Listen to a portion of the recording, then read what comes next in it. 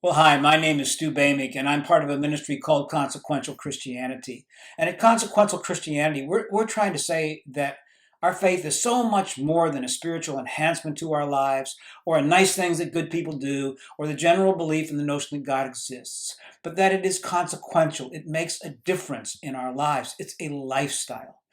And in this series, I want to talk about how Christianity can be consequential in overcoming adversity in our lives. You've seen the breaking news, and so have I. This pandemic hit our country unexpectedly. The storms of life came sweeping in on us, and now we wash our hands in their social distancing and we wear face masks. Schools are closed, stadiums are empty, businesses have gone out of business, jobs have been lost, people are dying. This whole pandemic has been a powerful reminder to you and to me of how quickly and unexpectedly life can get out of control. I've heard people say, I feel so disillusioned. I tended to think if I did the right things and if I thought the right thoughts and if I prayed the right prayers, that everything would be okay. Everything would turn out all right. My life would be comfortable and it would be easy and it would be fulfilling. But that's not real life, is it? Sooner or later, real life happens to all of us. We live in a real world with real life, with real problems, and I might add, a real God. And I want to talk to you about how to deal with this adversity that unexpectedly comes into our lives. And I want to talk about how we can, as believers, how we can come out on top of that and find victory and triumph over the adversity that comes into our lives. Jesus wrote in John chapter 16, verse 33, the following words: I have said these things to you that in me you may have peace in the world. For you will find tribulation in the world, but take heart, for I have overcome the world. Jesus is making this bold prediction about our lives. He is saying that we have a 100% chance of finding trouble in this life. It might be close at hand, it might be off far away in the distance, but sooner or later, trouble will come unexpectedly sweeping into our lives. Adversity will knock on every door of every single person. And so he says, be assured that you will find pain and hardship and difficulty in this world. Part of life. It's a part of living. Be warned, he says. It will strike when you least expect it. It might come in the form of a phone call in the middle of the night. It might come from sitting across the desk of a high school counselor of your 16-year-old tapping on the files with some bad news. It might come after a lifetime of employment when the boss calls you into his office. It might come from looking at the uneasy face of your doctor as he gives you some news about a heart-rending medical illness. I don't know what form it comes in, but sooner or later it will come. And when it does, it will stretch us. Be assured, it will stretch us to our absolute limit. Adversity is the great leveler of life. It has no respect for race or net worth or degrees earned or where we live or how we look or what we do, the kind of home we live in or the kind of job we have, or even the kind of spiritual maturity that we have in our lives. Jesus simply said, in this world you will find adversity.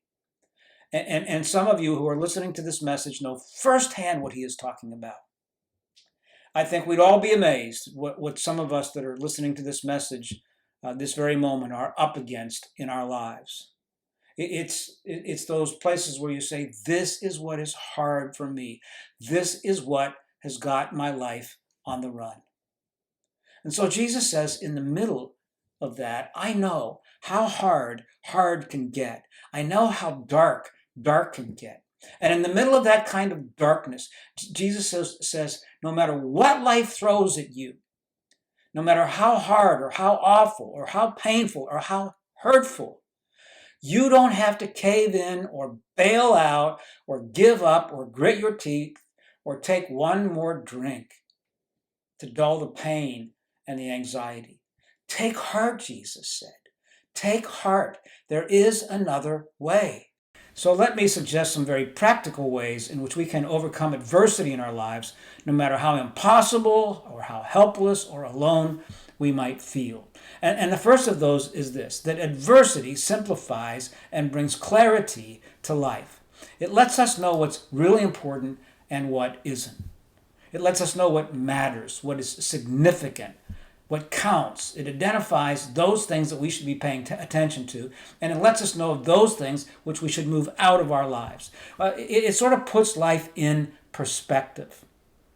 You may have heard of the story of the girl who wrote a letter home to her parents. She was a freshman in college, and she said, "Dear Mom and Dad, I want you to know I fell in love with a fellow that works at the local pizza shop. He hardly earns a week's living. He's got a beat-up old car. We fell in love. We began to spend all of our time together. I neglected my studies. Then we got drunk one night, and I got married, and we were driving to Mexico. Signed, your loving daughter." And then underneath her signature were the words P.S.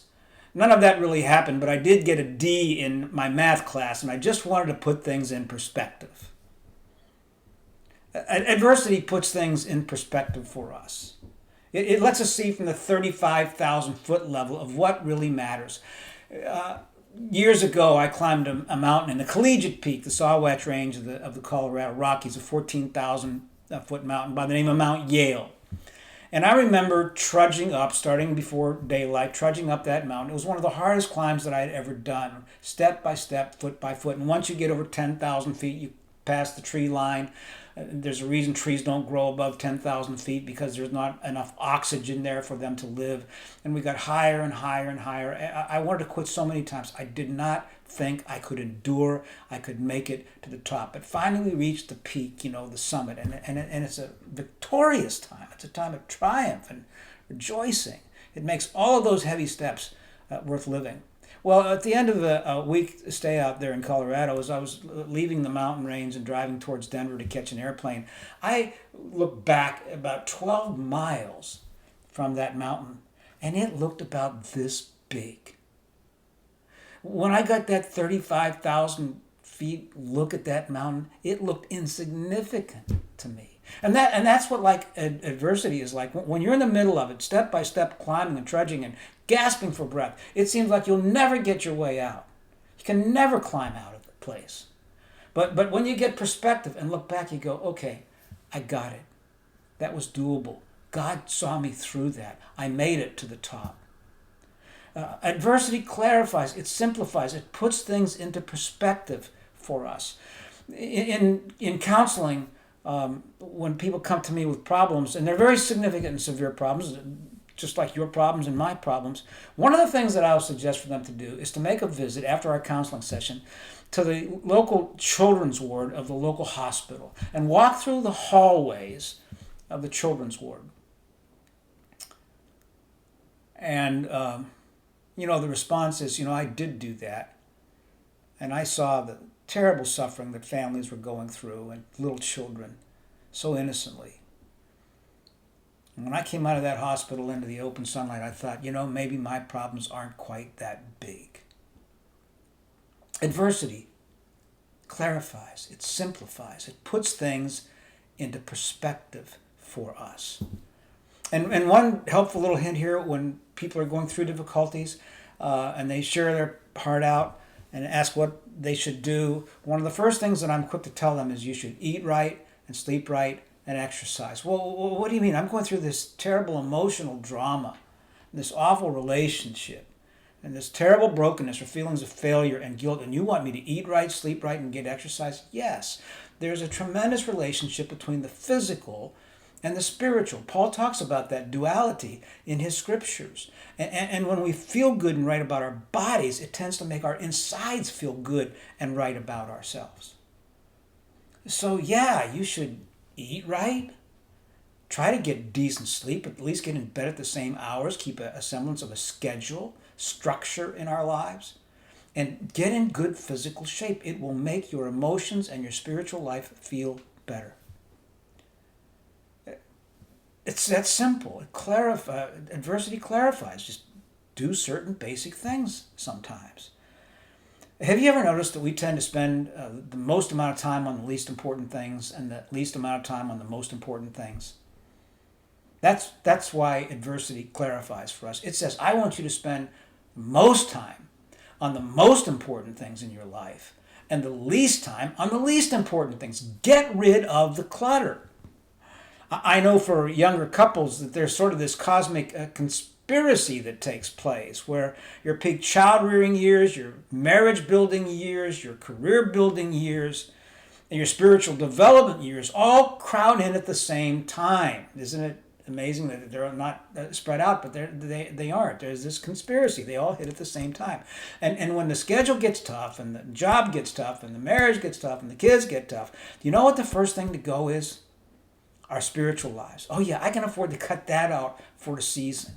I can eliminate that from my schedule, which in many ways can be a deadly mistake because we do tend to spend the most amount of time sometimes on the least important things. I'm not saying marriage, kids, and job are least important. They're important. But the spiritual life is the most important.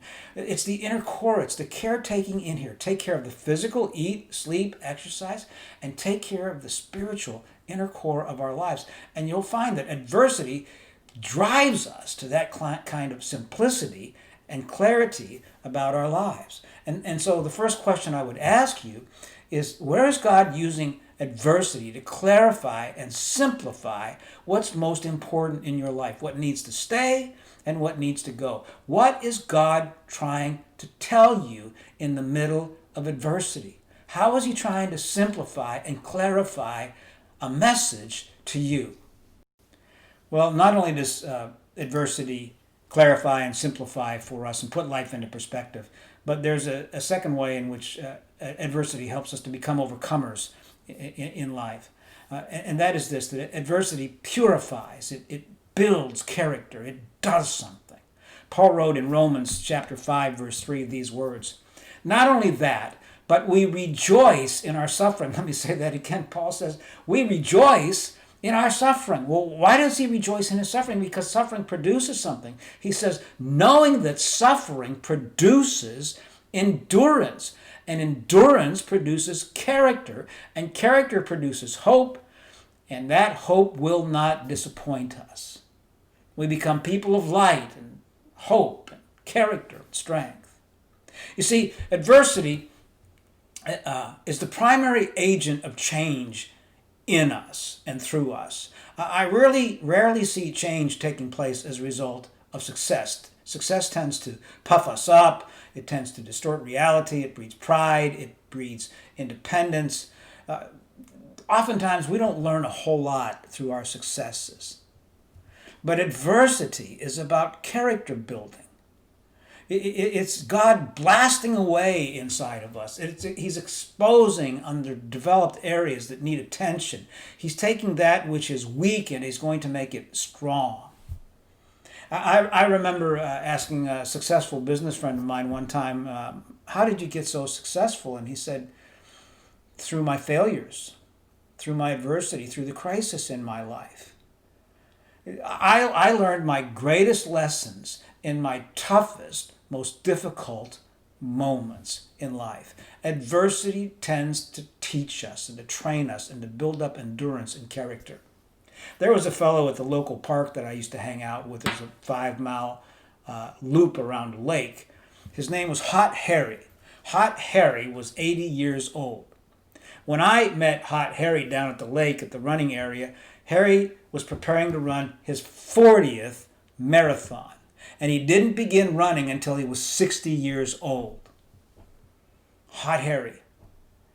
And in those 20 years, Harry put in enormous amounts of training. Every single day he would run. I would watch him, and he was at an age where he was barely making forward progress, but he was committed to his next marathon.